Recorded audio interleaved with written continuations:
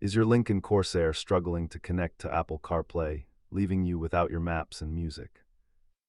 Statistics show that the vast majority of infotainment connectivity issues are resolved simply by updating your hardware or connection method.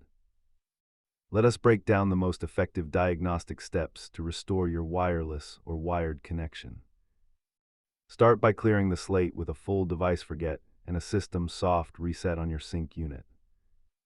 If you are using a wired connection, your cable quality is often the silent killer of stable integration.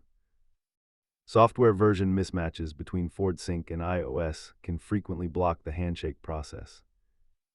Most fixes are done in your driveway, but persistent hardware failures might require a visit to the Lincoln Service Department.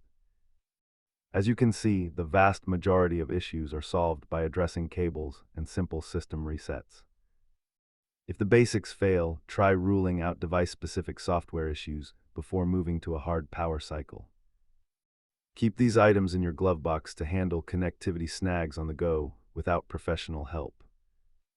Remember, technology is only as good as its connection, so always start with the simplest physical link before blamming the module.